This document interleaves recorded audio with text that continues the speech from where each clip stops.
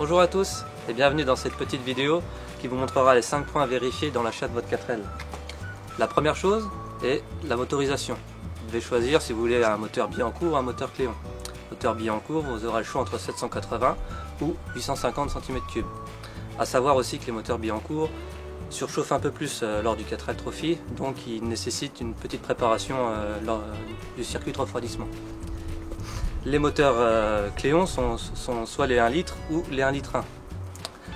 On entend souvent dire qu'il y a 30 ou 34 chevaux, mais la grosse différence est le couple. Vous aurez beaucoup plus de couple avec un moteur Cléon. Moi je vous conseille donc un moteur Cléon, il consommera par contre légèrement plus. Donc la première chose, votre motorisation. La deuxième chose à vérifier, ce sera le châssis de la voiture. Vous choisissez votre motorisation, ensuite, lors de l'achat de votre 4L, vous regardez essentiellement le châssis. On vous montrera après.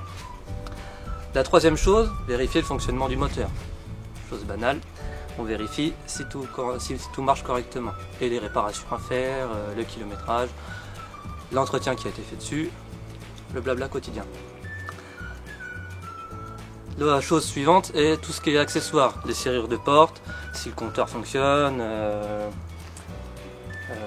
les essuie-glaces, tout ce qui est feu, etc. Même si des réparations peuvent faire, mais parfois moteur et châssis sont nickel, mais tous les accessoires, ça nous pose beaucoup de problèmes par la suite. Ah oui, la dernière chose à vérifier est donc tous les papiers, si tous les papiers sont en règle. Bon, chose qu'il faut vérifier bien évidemment. Carte grise, certificat de non-gage, etc. Lors de l'achat de votre 4L, demandez un certificat de non-gage. On a parfois de mauvaises surprises. Voilà. On va donc regarder tous les points que j'ai énumérés un par un sur notre 4L qu'on vient d'acheter récemment. Donc une Renault 4 GTL de 1979. Bon alors, premier point à vérifier, nous on a choisi un moteur Cléon 1 litre 1. Moteur Cléon 1 litre 1. Alors la chose la plus simple pour reconnaître un moteur Cléon d'un moteur Billancourt, c'est le radiateur. Si vous avez le radiateur au-dessus de la boîte sur l'avant, c'est un moteur Cléon. Si vous avez le radiateur qui est contre là avec le ventilateur qui est directement en prise sur la pompe à eau, c'est un moteur Billancourt. Après, c'est à vous de voir vérifier si c'est un 782 ou 850. Donc ici, on a un 1 litre 1. Vous vérifiez avec les numéros de moteur et sur internet, vous avez toutes les références. En général, ça se voit tout de suite à la largeur de la culasse, du cache-culbuteur. Voilà. C'est pour le moteur. Alors la deuxième chose à vérifier, très importante et qu'on entend tout le temps parler, c'est le châssis. Alors il faut savoir que la 4L a le châssis séparé de la caisse. On peut démonter la caisse et avoir le châssis sain, enfin avoir le châssis d'un côté. Les points les plus importants du châssis sont là où c'est que ça se bouffe le plus, malheureusement. Donc vous aurez certainement de la rouille au niveau des longerons à l'avant, sur cette partie-là. Pareil de l'autre côté, je vais faire sur cette partie-là. Donc ici on peut voir que c'est commencé à être bouffé. Je peux même passer mon doigt à travers. Mais pas de panique pour ceux qui ne bricolent pas beaucoup. Il faut essayer de trouver quelqu'un qui sache bien souder et bien bricoler. Et je vais vous montrer par la suite un tuto comment refaire le châssis parce que j'attaquerai celui-là. Il y a les berceaux à l'avant. À l'avant se trouvent 2 poutres. On ne verra pas trop bien sur la vidéo, c'est pas grave. Se trouve 2 poutres, en général elles sont pas trop attaquées, donc faut regarder à vue d'œil si c'est attaqué ou pas, mais en général ça ne pose pas trop de problème. Le plancher, vous avez les 2 poutres, donc cette poutre là et la même de l'autre côté, qui soutiennent les triangles de direction. En général elles sont pas trop attaquées, bon ici ils ont l'air d'être bonnes. Il suffit de vérifier. Quand vous achetez votre 4L, n'hésitez pas à prendre un tournevis avec vous, tapez aux endroits les plus spécifiques. Souvent, si vous passez à travers, là au moins vous saurez si c'est pourri ou pas. Et ça arrive souvent. Voilà. Donc la même chose ici se retrouve à l'arrière ici. Donc ici dans notre cas, pareil. Cette 4L est un peu attaquée. Donc ici le longeron est attaqué à l'arrière. Donc je peux mettre mon doigt à l'intérieur. Cette partie-là est attaquée. Mais pas de panique aussi, je vous montrerai comment faire. Donc si vous n'avez pas le temps ou si vous n'êtes pas trop bricoleur, je vous conseille pas d'acheter une 4L qui est dans cet état là. Ou alors si vous avez des amis ou des personnes qui savent bien souder et bien faire les châssis, vous n'aurez pas de problème. Vous vous arrangez avec eux, vous passez 2 bonnes journées sur la 4L Et là, c'est ce qu'on va faire. Voilà, donc la même chose se répète en symétrie de l'autre côté. La dernière chose à vérifier, ce sont les longs... Enfin, pas la dernière chose, les longerons arrière. Alors, les longerons arrière, nous avons ces deux longerons là, qui sont les deux poutres arrière en gros de toute la partie arrière de la 4L et qui soutiennent les bras de suspension. Alors sur cette 4L là, ils sont à peu près en bon état. J'ai vérifié au tournevis, donc sur cette 4L là j'aurai pas de problème. Mais il faut bien vérifier surtout au niveau des fixations des triangles à l'arrière. Là-bas. Et on va... Donc au niveau de ces fixations là, souvent on passe à travers dans ces eaux là ou à côté. On peut voir si c'est boursouflé ou quelque chose, n'hésitez pas à prendre un tournevis pour transpercer ou pour taper. Voilà. Alors sur cette 4L là, le gros avantage ce sont que c'est des bras en fonte. Vous pouvez regarder. Les bras en fonte sont reconnaissables parce qu'ils ont une géométrie tubulaire, à peu près. Alors que les bras en tôle sont des bras en tôle profilés. Le problème des bras en tôle, c'est qu'ils sont beaucoup plus sensibles à la corrosion. Donc sur ce type de 4L avec des bras en fonte, en général vous n'aurez aucun problème. La fonte supporte beaucoup mieux la corrosion que l'acier. Alors pour le 4L Trophy, je vous conseille d'avoir des bras en fonte. Si vous avez des bras en acier, vérifiez bien s'ils sont bouffés, parce que la moindre rouille sur les bras en acier, vous pouvez vous retrouver avec la roue, avec le bras de suspension qui plie. Ça peut arriver, si ça vous arrive dans les dunes. Voilà. Donc s'ils sont rouillés, vous demandez à quelqu'un, s'ils sont rouillés, je parle pas en surface, mais transpercés ou bouffés, vous demandez à quelqu'un de vous les renforcer, ou alors vous choisissez une autre 4L.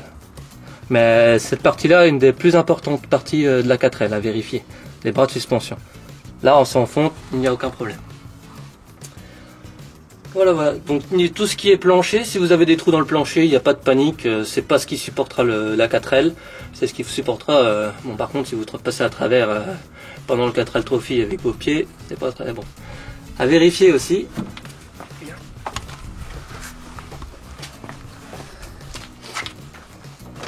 Donc vous pouvez aussi vérifier l'état du plancher. Bon, ici, moi j'aurai quelques trous dans le plancher de ce côté-là, ce qui n'est pas grave.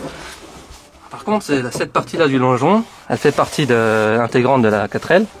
Et on peut voir ici qu'elle est bouffée. N'hésitez pas à prendre un tournevis. Et moi, ici, elle est bien attaquée. Donc toute la partie-là, en gros, est désolidarisée. Donc je devrais renforcer tout ça. Ça fera l'objet d'un tuto. Voilà. Bon, ben voilà à peu près ce qu'il y avait à regarder pour tout ce qui est parti du châssis. Longeron avant, longeron arrière et les poutres sur les côtés à vérifier. Donc les fixations à ce niveau-là sont quand même importantes. Parce que le train arrière tient sur 4 endroits, les deux longerons à l'intérieur et les deux poutres extérieures. Donc les deux poutres extérieures sont en général ceux qui sont plus aptes à la rouille. Et on peut le voir sur cette 4L. Là je suis sur la mousse expansive que l'ingénieur français a eu l'idée de mettre. Qui n'est pas une très bonne idée. Donc toute cette partie là renforcée. Il existe sur internet des kits de réparation de ça, prêts à souder, avec toutes les fixations pour le train arrière. Prêts à souder, vous avez juste à découper votre partie, vous installez le kit et vous demandez à quelqu'un de vous le souder. Donc voilà ce qui clôt la partie châssis. Troisième partie à vérifier, l'état du moteur. Vous demandez à ce qu'il démarre, etc. S'il y a des problèmes. Si au bruit, s'il tourne bien sur ses 4 cylindres, parce que des fois ils vous vendent un moteur qui a 3 cylindres qui tournent et puis l'autre vous entendez qu'il y a un problème, ça peut arriver. Donc à vérifier sur le fonctionnement du moteur. Dans notre cas, dans le cas de cette 4L là, le moteur fonctionne sauf que le démarreur ne fonctionne plus. Elle démarre à la poussette, on pousse la voiture, on embraye avec une vitesse, ça démarre. Donc il y a le démarreur à changer et ça fera l'objet d'un tuto bien prochainement. Voilà. Quatrième point à vérifier, tout ce qui est accessoire. Vous demandez que la batterie soit branchée, vous vérifiez les feux, les clignotants. En général, ça peut arriver souvent que les ampoules sont un peu oxydées avec le temps. Des fois, c'est juste des faux contacts, mais des fois, ça peut être beaucoup plus compliqué que ça. Vous titillez aussi les fusibles. Les fusibles en général, souvent il y a des faux contacts aux fusibles. Vous vérifiez s'il n'y a pas des fusibles cramés ou des choses comme ça. Tout ce qui est serrure de porte, vous vérifiez l'état des serrures de porte, si vous pouvez fermer avec la clé, si les loquets fonctionnent bien. Là on a des petits loquets. Là on peut ouvrir la porte, le petit loquet fonctionne bien, on peut la fermer. Parce que si vous roulez avec votre 4L, si vous faites voler tout ce qu'il y a dedans. Dans notre cas sur cette 4L là, on a une serrure de coffre qui est bousillée. Donc elle est en mauvais état, elle a été plus ou moins forcée, je sais pas. Donc soit vous démontez la serrure complètement, vous faites jouer avec tous les petits mécanismes et vous arrivez à la refaire, soit vous changez de serrure et vous essayez de trouver une autre clé sur une autre 4L. Vous aurez une clé en plus sur votre trousseau, mais c'est comme ça. Lors de l'achat de votre 4L, les freins sont aussi un point à vérifier. En effet, les 4L ont une fâcheuse tendance à avoir des freins qui lâchent à cause de la corrosion. En effet, les durites sont en acier. Du coup, avec la corrosion, on a les durites sont rongées et on a des fuites de liquide. Donc si votre 4L que vous achetez fonctionne bien, vous vérifiez quand même l'état des durites de frein. En général, vous avez la durite qui va sur l'arrière, qui se trouve sur le côté ici, là, sur ce côté-là. Là, elle est un peu cachée, elle est cachée là-dedans. On la retrouve ici. Et à cet endroit-là, vu que c'est dans le passage de roue, on a souvent de l'eau et de la corrosion. On a souvent les durites qui cassent à cet endroit-là. Donc à vérifier l'état des durites ici. Faut pas hésiter à prendre votre temps lors de l'achat de votre 4L à vérifier les points. Et vous faites baisser le prix s'il y a trop de réparations à faire. Le petit truc à connaître en plus, c'est si vous avez 4 freins tambour, vous avez le frein à main à l'avant. Vous avez le frein à main au compteur et pas non sur le côté à votre main droite. Si vous avez le frein à main avant, il n'y a pas de problème particulier, il ne faut pas avoir peur par rapport à un frein à main arrière. La seule différence, c'est que si vous avez le frein à main avant, ça veut dire que vous avez des tambours à l'avant. Il ne faut pas croire que si vous avez des tambours à l'avant, vous ne pouvez pas faire le 4L Trophy. Les tambours freinent aussi bien que les freins à disque, c'est juste s'ils sont bien réglés, bien évidemment. Une question de réglage, une question de facilité d'entretien. À propos aussi de l'achat de votre 4L, je mets en dernier parce que c'est des vérifications, ça fait partie des vérifications, mais c'est une des plus importantes, c'est la carte grise. Si vous vous renseignez s'il n'y a qu'une seule carte grise à faire ou 2 cartes grises, c'est plus compliqué qu'il y en a 2 cartes grises, mais c'est faisable aussi. À savoir aussi que si vous avez une 4L qui a plus de 30 ans, vous pouvez la faire en véhicule de collection. Vous aurez une assurance moins chère, il y a plein de choses, des avantages, etc. Un contrôle technique qui peut être fait tous les 5 ans au lieu de tous les 2 ans, des choses comme ça. Le seul désavantage, c'est qu'on ne peut pas tracter. Si vous avez un attelage caravane, vous ne pouvez pas tracter. L'avantage aussi, c'est si vous avez une 4L de plus de 30 ans et qu'elle n'a plus de carte grise, vous pouvez faire une demande de carte grise collection. C'est-à-dire si vous récupérez une 4L qui a plus de 30 ans, vous faites une demande et vous arriverez peut-être à avoir une carte grise. Vous envoyez le numéro, par contre c'est des démarches administratives, ça coûte pas si cher que ça, c'est aux alentours de 50 €. Par contre c'est des démarches en plus, donc prenez ça en compte dans votre temps, pour le 4L Trophy, le temps est compté. Donc des démarches administratives en plus, c'est du temps en plus. Donc à vous de voir. Le mieux est quand même d'acheter une 4L qui a la carte grise au nom du propriétaire, vous faites un seul changement de carte grise et vous n'aurez pas de problème. Je refais le point sur le certificat de langage. N'hésitez pas à demander un certificat de langage lors de l'achat de votre 4L. Ça vous évite d'acheter un véhicule gagé et qu'il soit inutilisable.